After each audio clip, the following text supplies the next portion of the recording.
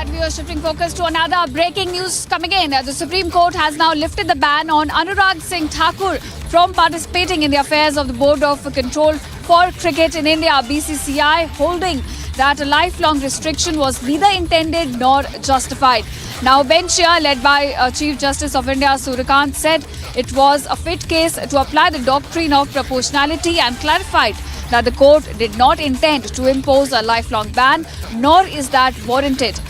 Now, viewers, accordingly, the court modified the paragraph, in fact, 25 part 2nd of its January 2nd, 2017 judgment and held that Thakur shall be free to participate in the affairs of BCCI as per the rules and regulations. Remember, during the hearing, the court also noted that directions 3 and 4 of the January 2017 judgment had already been withdrawn, and the present application only concerns the bar imposed under 25 part 2. Now, the counsel appearing for Thakur submitted that the ban had been in force for nearly 9 years and that its continuation would cause serious hardship. All right, that's the latest we're getting in this case. That's the latest we're getting as Supreme Court are now lifting the ban on Anurag Singh Thakur from participating in the affairs of BCCI. Now, the top court held in its judgment that lifelong restriction was neither intended and nor justified in this case. Now, viewers, it was a bench led by Chief Justice of India, Suryakant, who said that it was a fit case to apply the doctrine of proportionality and clarified that the court did not intend to impose a lifelong ban, nor is that warranted in this case.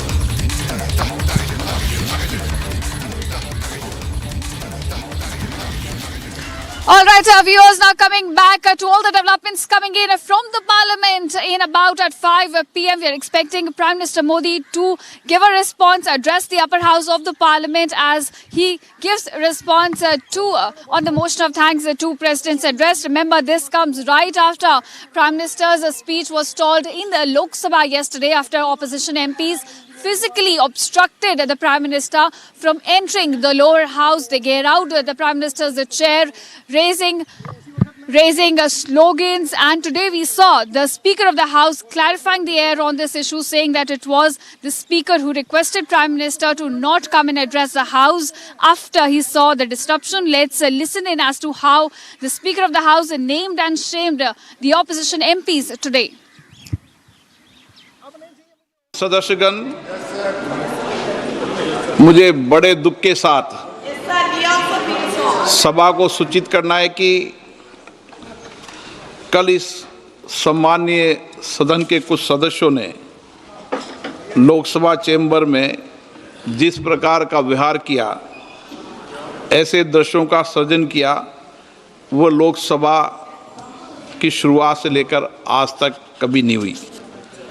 हमारे संसदीय प्रणाली में सदन के सभापति का गरिमा में स्थान हमारे संविधान में ही सर्जित किया है। आज तक इतिहास रहा है कि राजनीतिक मतभेदों को कभी भी सदन के कार्यालय तक नहीं लाया गया। प्रतिपक्ष के सदस्यों ने जो व्यवहार अध्यक्ष के कार्यालय में किया, वो हमारी संसदीय परंपराओं के लिए न उचित था, और तो मैं कहूँगा कि वो एक ब्लैक स्पॉट की तरह था।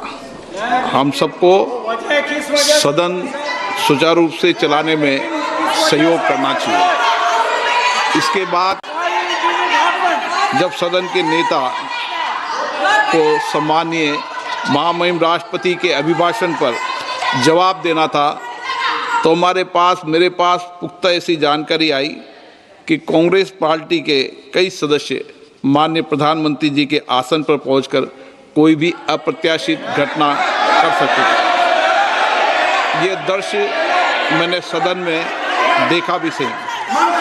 अगर ये घटना हो जाती तो ये अत्यंत अप्रिय दृश्य देश के लोकतांत्रिक परंपराओं को तार तार कर देता।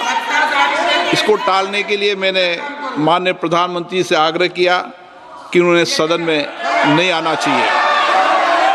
और सदन के सभापति होने के नाते मेरी जिम्मेदारी बनती थी कि सदन